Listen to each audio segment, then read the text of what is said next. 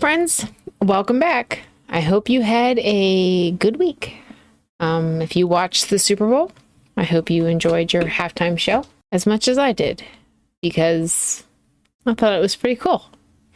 Hopefully, you took time this weekend to breathe and relax. Today, we're going to talk about something that feels a little counterintuitive in the world we're living in right now. We're going to be talking about softness in a world that is constantly telling us to be harder, faster, more productive, unbending, constant, and very unbothered. Because let's be real for a second, life is loud. Everything is urgent and very right now. There's always something that is demanding your attention, your energy, your reaction. And the pressure to rush, to toughen up, to push through, to keep moving no matter how tired you are, is everywhere. But what if softness isn't failure? What if gentleness isn't giving up or falling behind, but actually a form of strength? Don't mind the scratching noises in the background. Sky has decided that it is playtime. Today, I want to talk about choosing softness on purpose, about slowing down when everything is telling you to speed up, about meeting yourself and others with a little more compassion than the world thinks that anybody deserves. That you and others have to earn it and work for it. Not because you're weak, but because you're human. Our default mode should be compassion. Even though right now the world is slowly trying to beat it out of us.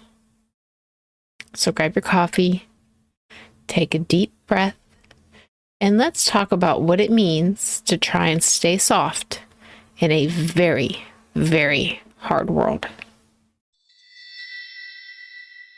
What does it actually mean to choose softness in a world that seems to reward toughness? It's almost like they try to convince you that you're going to get a trophy if you suffer the most. The truth is, this world loves to push. Hustle harder, speak louder, move faster, react immediately. Check those notifications, take care of your email, grind it out, power through. And if you're not doing those things, it can feel like you're somehow failing at life. Like you're falling behind. And that you're undeserving of anything good or even a break. But choosing softness is often about doing the opposite. It's kind of like learning how to pull in a world that is constantly yelling at you to push. Pulling back, pulling inward, pulling your nervous system out of that fight or flight and saying, hey, bestie, we're not in danger. We're just human. And sometimes choosing softness can look almost rebellious. Like slowing down when everyone else is rushing makes you the rebel. When you respond with patience. When irritation would be easier. When you choose to make a joke instead of snapping. When you choose kindness and compassion, even if no one's watching and there's absolutely no reward for it.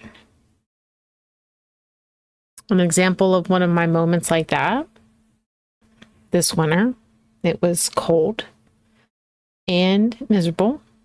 You know, the kind of day where everybody's already annoyed with everything because they have to leave the house. I was walking out of the store and I was behind an older woman who was clearly struggling to walk and carry her bags at the same time. So yeah, I could have sighed internally, checked my phone, tapped my foot, tried to rush around her, and gotten frustrated about being slowed down. That would have been the default response that the world has kind of trained us into.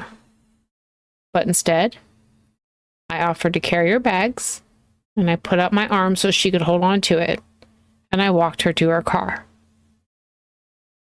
It wasn't dramatic. Nobody clapped. This is the first I've mentioned it to anyone. It also didn't make me late or cost me anything. But it did require softness, attention, patience, and the choice to see another human instead of treating them like they were just an obstacle in my way. And that's the thing. Softness is often mistaken for passivity. Like, if you're soft, you're just letting life happen to you. You're weak. You're a doormat. You're just too afraid to take up space. That you're somehow a type of victim. But softness isn't passive. Softness can be intentional. It can be strength without restraint. It's choosing how you respond instead of letting your frustration, in some cases your anger, drive the bus. It's saying, I don't have to harden myself to survive in this moment. In a world that constantly tries to toughen us up, choosing softness is not quitting. It's deciding that your humanity and your morals are worth protecting.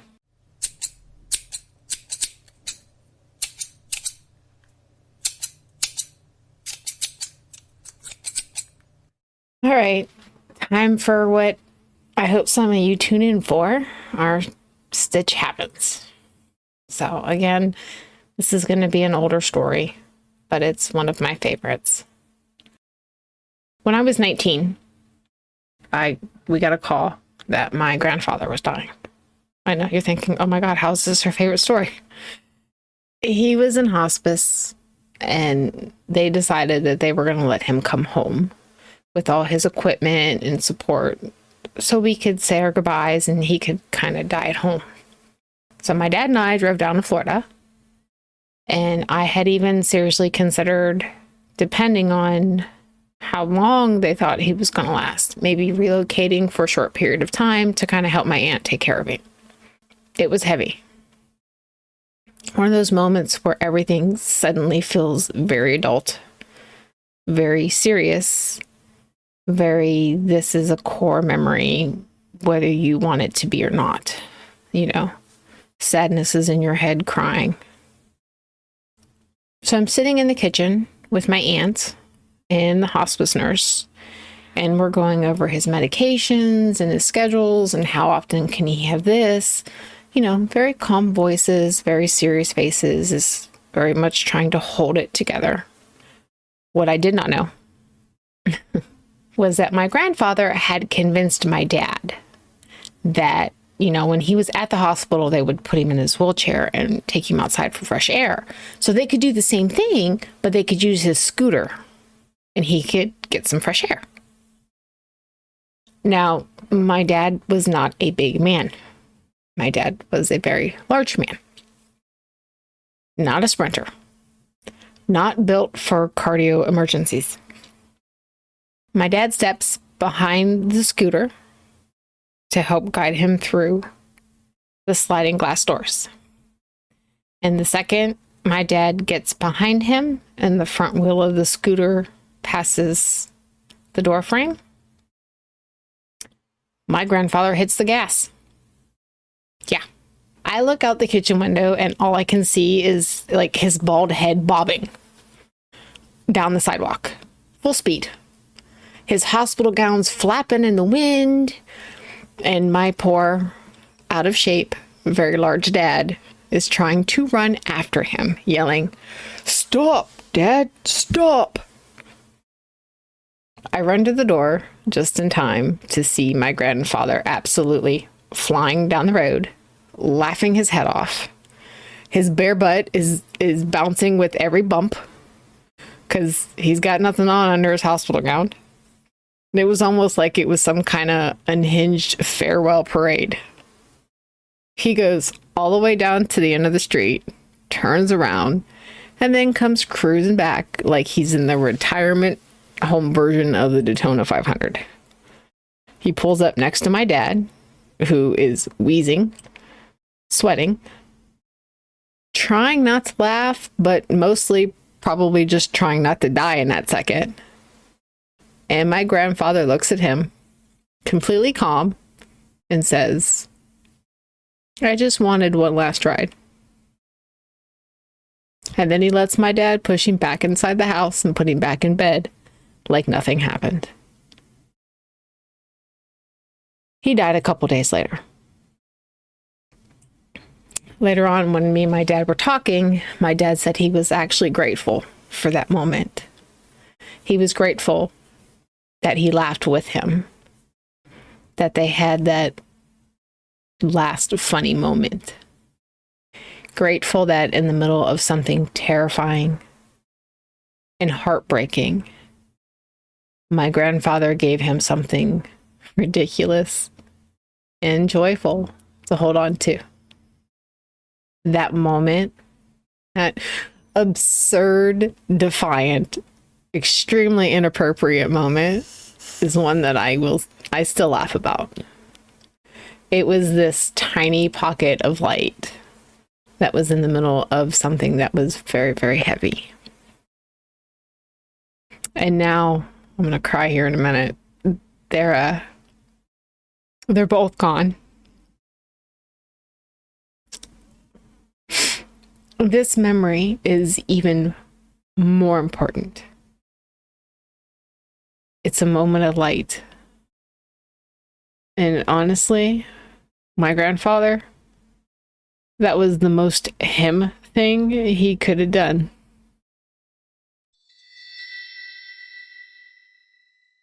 All right, now that I've dried my eyes, one of the things choosing softness really asks from us is compassion.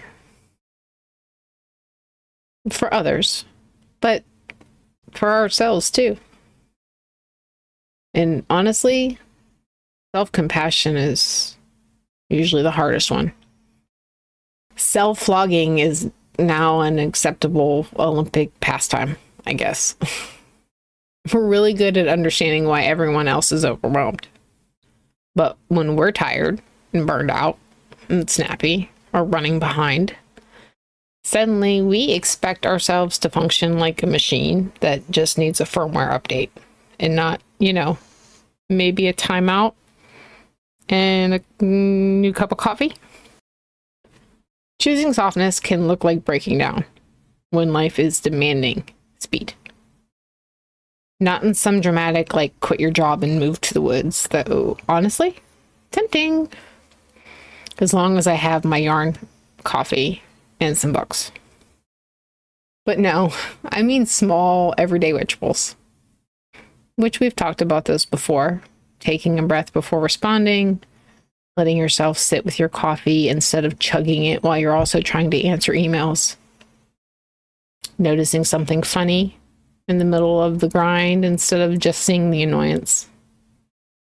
Or, going and taking that ride. Because chaos is everywhere.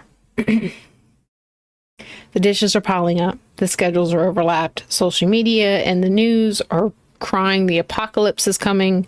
The world is being very loud and demanding and deeply uninterested. If you're already at capacity, it just wants you to quit being a whiny bitch.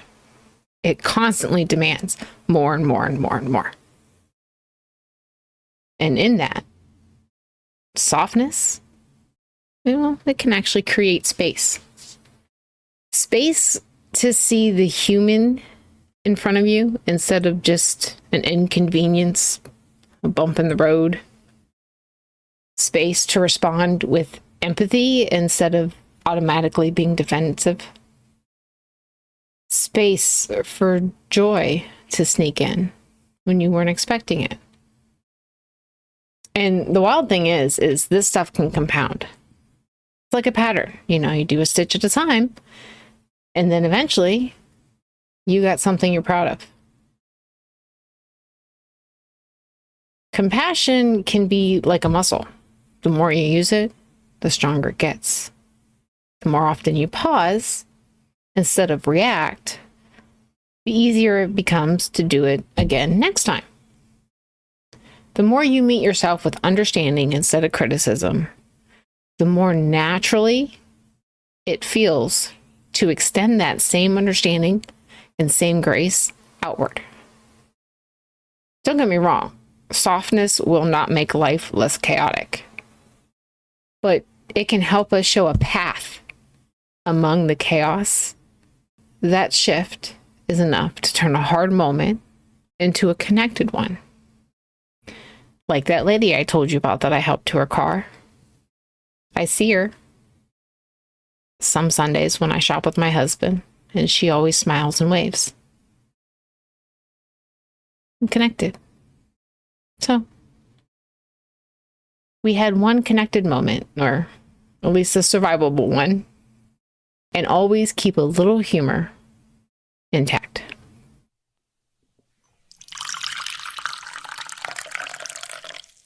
All right, grab your fresh cup. It is February 10th. And it is time for our Brews news.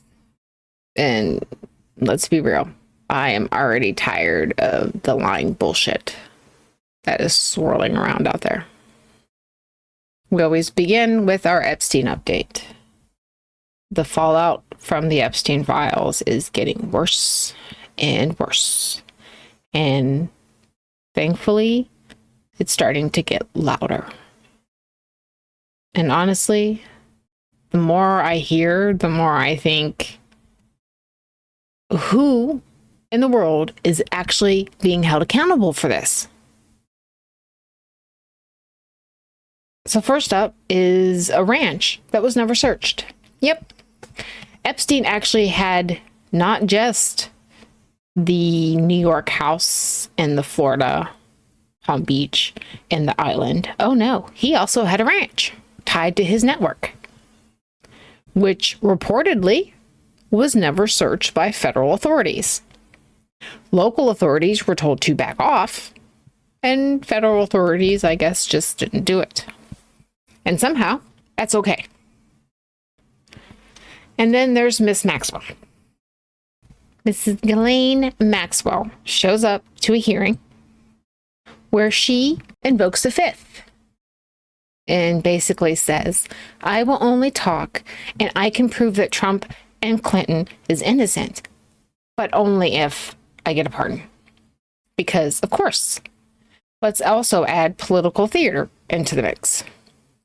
Meanwhile, lawmakers who now finally have access to unredacted files have reported that there was communication between Trump's lawyers and Epstein's lawyers about coordinated public messaging. Yeah. There's mentions of victims as young as 9 years old. Really. They keep wanting to say young women. No, these were girls. They were children. Internal FBI emails noting that redactions were needed for the files, but not just for the victims. Make sure that celebrities, past presidents, and political figures were redacted. Shocking, right? Rich and powerful are still getting special treatment. Who knew? The other thing I want to cover is the SAVE Act. So what that stands for is Safeguard American Voter Eligibility Act, or the SAVE Act, because apparently, quote unquote, saving voters really means let's just make it hard for them to vote. So here's what it does. First, it requires new documentation to register. Voters now need extra proof of citizenship. So your birth certificate, your passport, your driver's license, nope, that's not enough. Because, asking for extra paperwork always goes smoothly. Everybody knows where those documents are, right? We got time for that. Restricts mail and online voter registration. It tightens the rules, making it harder for many voters, especially young people or the elderly who, can't get out about, married folks, oh yes, and minority voters. Yeah, that seems fair. If your goal is to frustrate people into the point of giving up. It also creates the risk of voter purges. Election officials warn it could lead to massive purges, removing eligible voters who can't immediately produce your required documents. Especially women who change their names after marriage or have been divorced. I don't know if you've ever went and gotten a real ID, but you need to have your birth certificate, and then if you've ever changed your name, your marriage license, and then if you got divorced, your divorce papers, and then if you got remarried, that marriage license, you need to have an entire line of every name change. That seems fair. And can we stop with this congressional misinformation? I've seen some of them say that you just have to go get an updated birth certificate. Spoiler alert here, you can't update your birth certificate when you get married. They don't update. That's not something that you do. It also criminalizes mistakes. So election workers could face criminal penalties if there's a simple administration error, like they accidentally marked the wrong box. Because nothing says secure democracy like terrifying people who help make it run. And then there's national implications. Supporters say it's about securing elections. Critics, they say it's a massive barrier silencing millions of voters, disproportionately hurting marginalized community. Are you sick of their lying bullshit yet? Because same. Enough of me venting for the moment. I just want to leave you with this. Your voice matters. Contact your congressperson. If you don't like to call, I have really bad phone anxiety. A lot of them have a contact me on their official webpage. Check your voter registration for sure. Make sure your info is up to date. Voting is important now more than ever. And yeah, sometimes the system makes it complicated and frustrating on purpose. But that's all the more reason to show up. Okay, so here's the part I really, really want to land. Choosing softness does not mean giving up your power. You don't lose anything by choosing it. It's deciding how you use your power. Softness can be practical. It can be strategic. It can be the thing that keeps you from burning yourself out or blowing up a relationship that you actually care about. And it doesn't require a personality transplant or some mythical level of patience that you don't have. It starts small. It's kind of like when you add creamer to your coffee, just a little bit at a time because you don't want too much. So maybe it's, pausing before you respond to that text message that immediately raises your blood pressure. Like say the cuss words out loud before you start typing. Maybe it's, realizing that you've been braced all day and you just lower your shoulders a little bit. Maybe it's choosing a gentler internal voice when you mess something up instead of going straight into the flogging. A simple question that helps is this: where in my day could gentleness serve me? Or maybe someone else? Not where should I be nicer, not where should I kiss ass, but where softness could actually make this day easier, lighter, and more human. Because softness isn't just a feeling. It's a tool. It's something you can reach for when the world gets too sharp and too loud. It can be a shield, protecting your nervous system, your energy, your sense of self. And honestly, that can be a superpower. Softness lets you stay open so you don't shatter under pressure. It lets you hold boundaries without becoming brittle.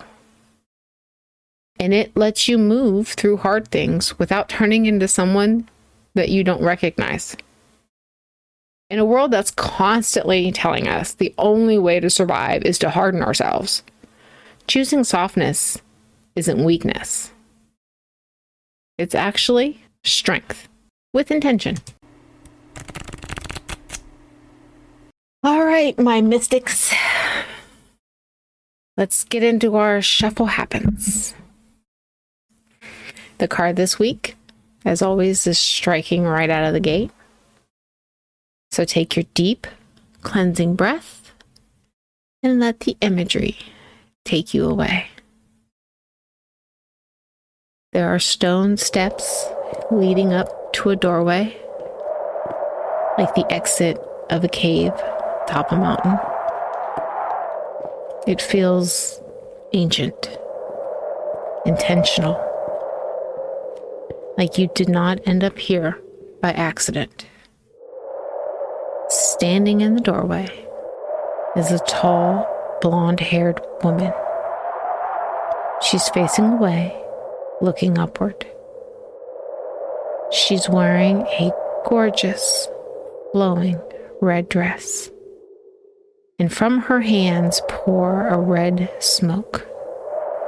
Alive, active, like energy in motion. In front of her, in the sky, floats a large, glowing orb, surrounded by blue and orange flames. And inside that orb is another scene entirely.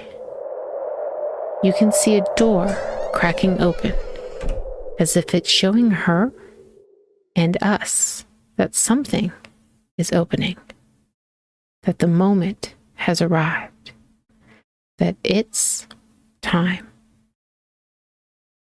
Upright, this card is about readiness, not rushing, not forcing, but recognizing when the door is already opening. It speaks to inner alignment, when your head, heart, and intuition are finally pointing in the same direction. It's about choosing to step forward with awareness instead of fear, and trusting that you don't need to harden yourself to walk into what's next. Reversed, it points to hesitation, not because you're incapable, but because you might be bracing, waiting till you feel tougher, more prepared, more certain before you move. It can signal self-doubt or the urge to armor up instead of listening inward. The door is still there, but you're convincing yourself you're not ready to walk through the opening yet. And that ties directly into this week's topic. Choosing softness doesn't mean standing still. It means stepping forward without forcing yourself into a version of strength that isn't yours. Also, want to admit our little milestone moment. This card actually wraps up all of our major arcana explorations. So we walk through the world, and all the heavy hitters in between. Next episode, we will be working with the minor arcana, diving into those everyday energies and the smaller, quieter, but still powerful lessons that show up in our lives. So if you've been enjoying the journey through the majors, get ready. The next chapter is all about the subtle daily moments where we choose softness, insight, and intention. For this week, here's a prompt to carry with you. Where can I choose softness this week to honor the whole entirety of myself? Not just the productive parts, not just the strong parts, all of it. Because just maybe the door isn't opening so you can become someone else. Maybe It's opening so you can finally walk through it as you are. All right, my people, let's tie this all together. Today, we've been talking about something that feels a little radical in our modern era: softness. Choosing gentleness, patience, and compassion in a world that constantly screams at us to harden up, hurry up, and push through it, no matter the cost. There's one thing I hope you take away. It's this: softness isn't weakness. It is deliberate, courageous. You don't have to navigate this life alone either. Every small choice you make, like pausing before you react, extending kindness, or giving yourself a little grace, creates a ripple that you can't always see. But those ripples matter. They add up, even if the world pretends they don't. Just a heads up, I will be taking a week, maybe two, we'll see how I feel, to reset a bit before we shift into the minor arcana. So no new episodes during that time, but feel free to revisit the older ones if you're in a mood for a review of the cards, or just, seeing how I've grown. Either way, think of this as a soft pause, a breather, a chance for all of us to stretch, exhale, and come back grounded and ready for the next chapter. I'd love to hear from you too. You can send me your own Stitch Happen story, or a moment maybe where you chose softness and the chaos. Post it, comment, send me a message. There's an email. Let's celebrate these quiet, radical victories together. And hey, if you're feeling generous, like always, feed that algorithm monster a little love while you're at it. This little corner of the internet is growing globally, and I am endlessly grateful that you're here with me. Until next time, keep your stitches sassy, your coffee strong, and your spirit grounded.